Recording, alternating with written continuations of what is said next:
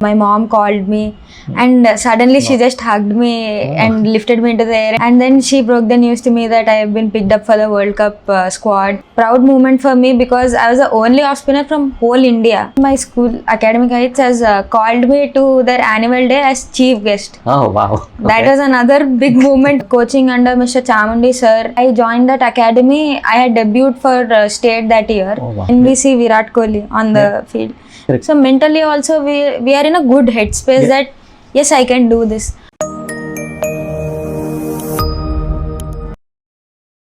Hello viewers, welcome to Sportis Life's Young Achiever series. This is Mani Nukla. Please watch, like and subscribe to our channel. Today our guest is Driti Kesari, a rising star in Indian cricket. She was part of the victorious Indian Women's Under-19 World Cup squad which made history this year at the global stage. A young cricketer with immense talent, grit and bright future ahead. Driti joins us to share her story, challenges and what it means to wear the Indian jersey. Let's dive into the story of this promising cricketer who's just getting started. Drithi, thank you so much for talking to Sportis Life. It's really been a pleasure, and if you don't remember, we've been trying to do this for some time now. So thank you so much. So firstly, Drithi, I want to ask the big moment when you got selected for the India Women's Under-19 team for the World Cup early this year. What was the feeling like? Can't really describe that feeling in words. I was at home after a practice and my mom called me and suddenly she just hugged me and lifted me into the air, and I was like, why are you doing this? What happened? And then she broke the news to me that I have been picked up for the World Cup squad, and I was the only off spinner from the team. So that is a very proud moment for me because I was the only off spinner from whole India. So that has a different place of itself in my heart, and you know, I will cherish that moment forever. Yeah, absolutely. I think like you said, that's a great thing to do. Usually when you talk about these moments, right, and there's so much hard work which goes into coming to that moment. I'm sure you must have played so many matches, tournaments, years of practice together. But in all this, schools play a very important role. I mean, how you started the game when you were in that school, sometimes it's important they also cooperate. So how was your schooling like? How did cricket start for you? So I just started cricket for the aspect of fitness because I was obese, and you know, I just wanted some physical fitness, some movement around, because just sitting in school studying and all that, I was obese. So I just shifted the school to Academic Heights public school when I was in 8th, and then we decided that I want to try out cricket as well because I've tried out few other sports before. So then we've spoken to the school management, and my parents had gone to the school and they'd spoken to Geetanjali ma'am and the heads of the school. So they were like, you go ahead, we are going to support you in whatever way we can, like be it attendance or those internal marks, that all those pressure things that kids in the school face, because attendance and all that not many schools manage. But Academic Heights has helped me a lot, like in 8th, 9th, 10th, crucial years of schooling. They haven't pressurized me to come to school every day or submit those homeworks and internal exam, give those internal exams. So school has played a very important role in the starting years, because that is when I did not debut for my state or nothing was certain. I just started out playing cricket, and the kind of trust they had in me was very exceptional, because not everyone gives out to their students. No, that's absolutely true, and it takes off so much pressure, right? And you can focus so much on the game. Now that you've fallen in love with the game, now you want to play at a certain level, and if the support comes from all around, especially schools, I mean, it's a different feeling altogether. So I mean, during that time, Drithi, I mean, during that 9th, 10th, when you were actually playing a lot more serious cricket, a lot of sacrifices personally you must have made. What were those, and how was that? So first thing, I wouldn't say all these are sacrifices, because I have chosen cricket. I've chosen to play the sport, and once I've made that personal decision of playing that sport, I don't need to term them as sacrifices, because that is all, those are all the things that are required to excel in the game. So I would say few things that a normal kid might not do, what we as sportsmen do is going out too often because we'll have practice sessions morning and evening, and we have to focus on fitness and diet as well. Basically when we go out, we tend to eat things that are not really good for us. Correct. So going out, having a big friend circle, or having that friend circle outside of game, personally for me, because I haven't gone to school, neither college, so those years when you make friends, I missed out on it. Correct. But initially it was tough for me, because thinking that I am alone, I don't have anyone to talk to sometimes, but now I made peace with it. Now I've learned how to cope with it, and not sacrifices as such, but the sport requires us to sleep early, wake up early, have that proper discipline. rituals. I mean, that's needed, isn't it? That discipline is required, and it is not sacrifice, but these are all the things we have to do. Do you still meet any of your school gang and everything? Yes, actually my school, Academic Heights, has called me to their annual day as chief guest. Oh wow. That was another big moment for me, because I was one of those kids who was performing on the stage. Correct. And today I am the chief guest on the same that's stage. A great feeling, isn't it? So that day they've notified all those 10th class people, and those people turned out. They came, and it was good catching up with all those people, and they're like, "Arey, you've gotten famous." I'm like, nothing like that. No, that's a great feeling, isn't it? Because all of a sudden playing for that level, it can be quite, the feeling can be very different. Yes, absolutely. And seeing all those people looking up to me, and I was like, I'm just one of you guys. Don't make me feel like I'm some famous personality. It's difficult, but I know what you're trying to say. That's a great feeling, trust me. So I think what you give so much importance to school. I hope I think many schools actually follow this. I think slowly, I think that gives the encouragement for kids to kind of take it up, isn't it? Yes, actually, we've been questioning, like, why aren't we winning Olympics? Why aren't we bringing in more medals? But the thing is, from an early age only, our PT classes only, teachers come in and take off those classes. Correct. Saying it's not required, you go home and play. Or it's only once a week sometimes. Yeah, once a week sometimes. So I think now people in India have to bring that culture of, adding games. That is like a hard and fast rule for us, that we have to play one sport at least. It's not only for the purpose of playing, but it gives a lot of it gives a purpose to life. It gives us a lot of discipline, knowing unknowingly when we're playing a game. People tend to change their ways, like maybe someone is going out and hanging out of their house too much, but once you start playing, you set your own priorities, and your priorities tend to change. You have a better lifestyle, and everything falls into place. No, that's absolutely right. I hope that culture changes in schools, I think, like you said.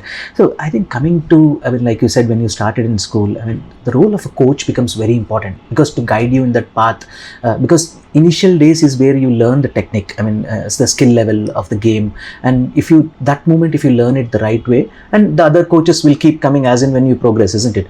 So what was the role of the coaches, and who played that critical role in your journey so far? So initially, when I was nothing, like when I was zero, when I started from zero, my coach Kritesh sir was there with me for like 3 years or something. And then he played a very big role in my life, like shaping my basics and all that. Where was this? Was it in school? No, it was in another camp. Okay. And then I've shifted to coaching under Mr. Chamundi sir in Madhapur, Ramanaidu Cricket Academy. Correct.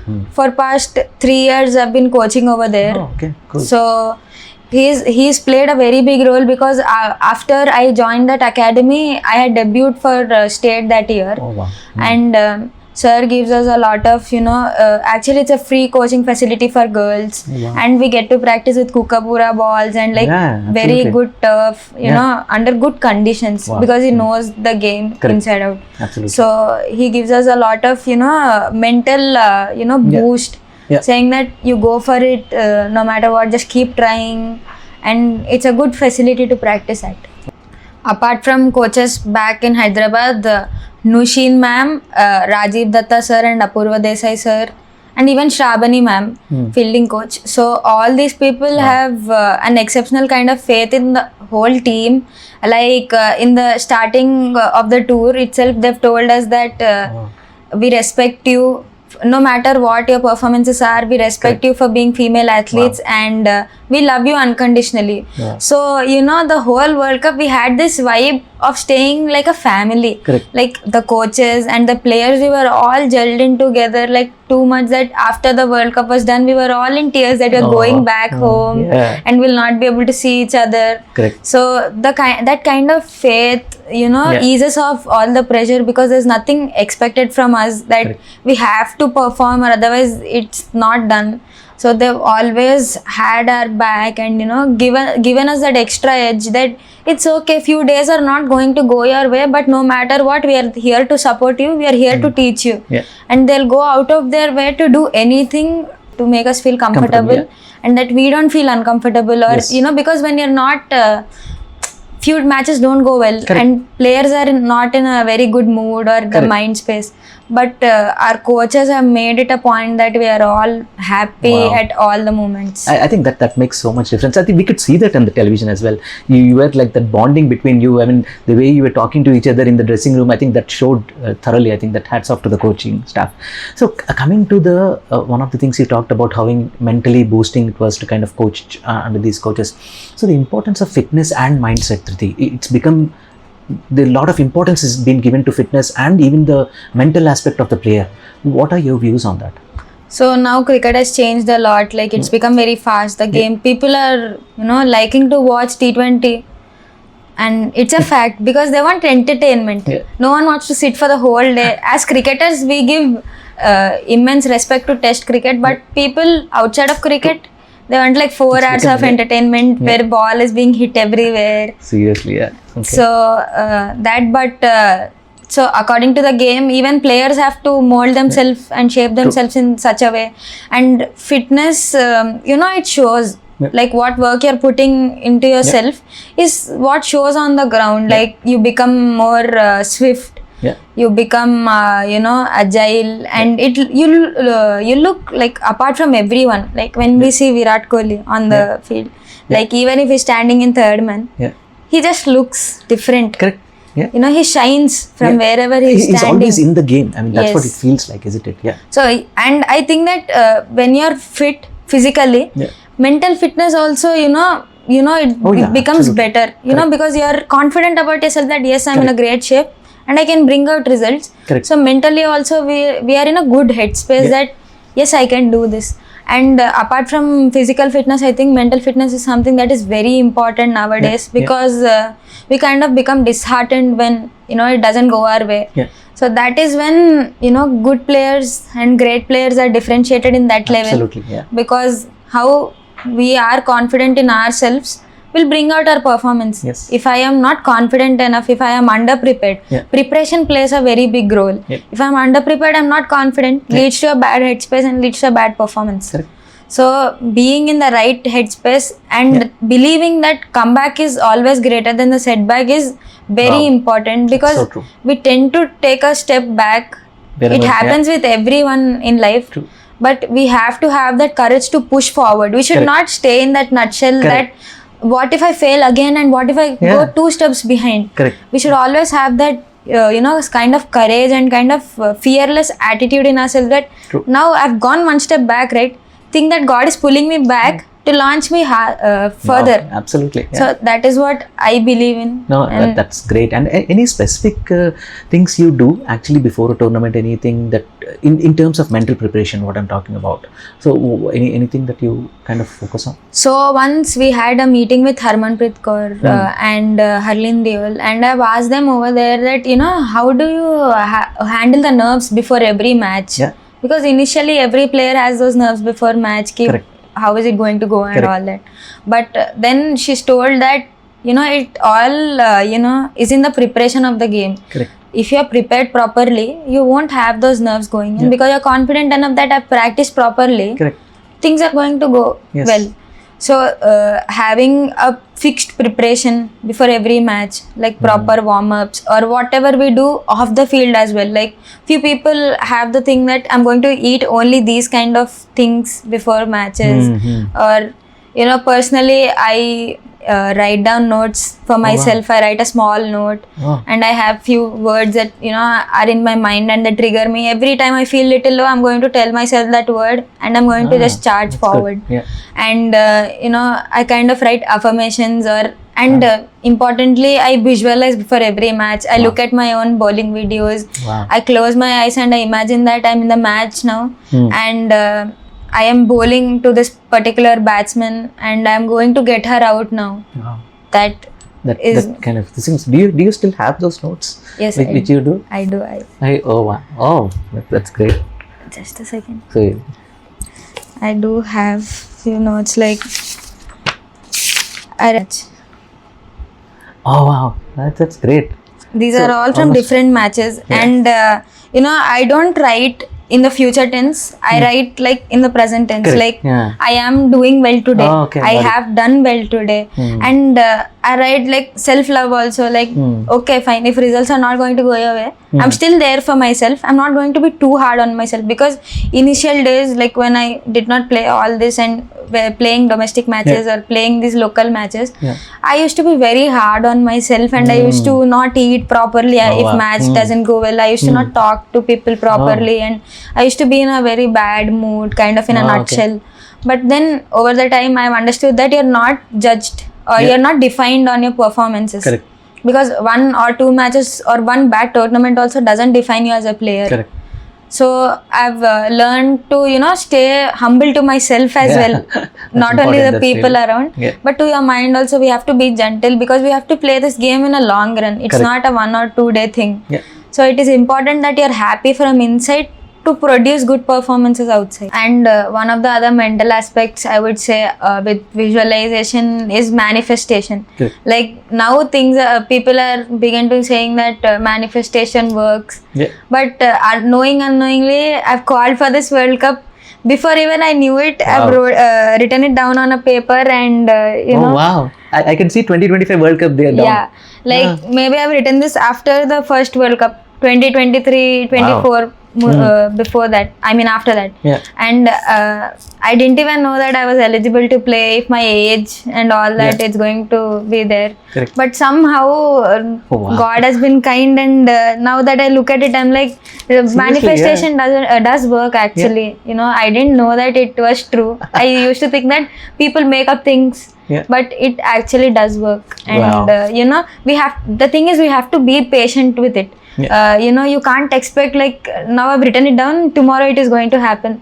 It is your actions have to lead take you up to that place actually. And then the cosmic everything will align if your actions are towards your destination. Absolutely, no doubt about that. Great. So what are your goals, Drithi, now that you played a certain level? It's important. I mean, now it's just the start. I mean, like I said, it's just the beginning. Now so much more cricket to be played. So have you set some goals for short term or long term? What are that you want to achieve in the future? So actually, I set my goals for every 2-3 months. Learning a new skill. I give myself this time period that I want to learn this within this time, and I want to become better at it. Short term goals that lead to a long term goal. No, long term goal is that I want to play for India. I want to debut as soon as possible. Any player will say. Absolutely. But we have to have the clarity, because you can't just see the end goal, but we have to see what leads to that end goal. Playing for India is all the time in the mind, but what all the steps that I have to follow to reach that goal is what matters. So I set small term goals, like I'm going to do this today. Even 1 day at a time. I'm going to do this today in the practice session. I'm going to focus on this particularly. And then before tournaments, I work on what's required for the tournament. Like if you're playing a one day, depending on how I have to bowl or how I have to bat. If it is a T20, a different thing. And obviously main goal is to play for India and bring good name to the country. Like how people look up to Australians and England players, that oh my god, these people are elite athletes. So I want that kind of name for our country as well. Like men's are doing exceptionally well in that case. We are the best. And I hope that all the women athletes that we're playing now, we bring the same name to the country. Now we are just picking up how You're on Smriti the way. Mandana, Jemima Rodriguez, Yeah. all these people are playing. Yeah. We want to carry forward that and just make it better every day. Oh, absolutely. And personally, my goal is that I want to change that branding of an off spinner, because people look down on off spinners that okay, fine, off spinners, what is there? Even if I give a batter to bowl, they'll also come and bowl off spin only, and they'll think That's that true, off spinners can be hit everywhere. Like, we'll back you over here, we'll back you over there, but that is not how it is. If we Correct. remember, the highest wicket taker in the world is also an off spinner. Correct. And we are not to look down at.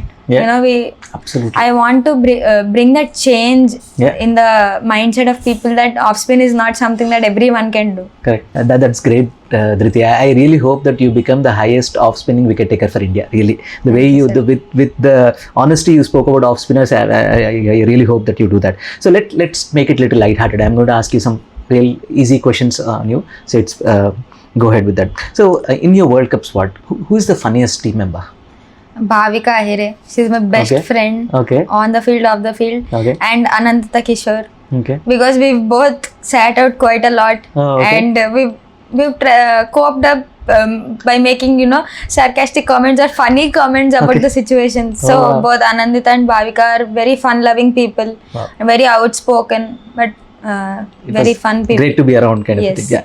So, what was the food routine? It's usually the match routine. Everyone talks about fitness and everything, but usually after the matches, how was the food? I mean, whether it is lunch or dinner, especially when there's no match, how was it like? So we were saying, our matches were in Malaysia, both Correct. Asia Cup and World Cup, both were in Malaysia. Yeah.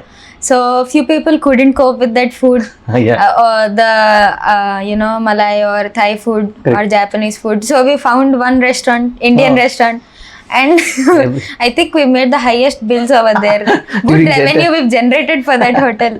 Okay. And but few of us, we were constantly roaming around and trying out different foods, sushis, Yeah. or Japanese food like katsu, chicken katsu, Yeah. and all that. But mostly half of our teammates were stuck to that one restaurant. Oh, restaurant only. Wow, that's great.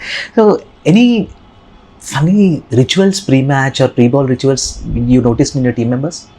I've noticed one, and that is G. Trisha's rituals. Oh, okay. Setting her straps before every ball, or after every 2-3 balls, she sets her gloves, Oh, okay. her pads. Like, Trisha, make it quick. We are going to, it's about to rain because of the weather. Yeah. But Trisha is like, yeah, I'll hit off a boundary next ball, you don't worry. Oh, great. So, if you could steal one skill from either a past or a present player, what would that be? I think Netherlands accuracy. Oh, wow. Because I would want to say Ashwin, because there's so many variations, yes. and that mindset of the ability of reading the batter. Yeah. But if I can relate my bowling to someone, that is Nathan Lyon. Yeah. And he doesn't have too many variations, but the consistency and the ability to pick wickets in a traditional off spin Correct. stock ball, Correct. that is commendable, and that is what I want to focus on. Oh, that's great answer. So, who's your favorite cricketer and non-cricketer, both in men and women? So, let's start with cricket. So cricketer to Virat Kohli, I no know, I doubt. think Like, yeah. everywhere I've said the same thing. Yeah. Virat Kohli is my favorite cricketer. Hmm.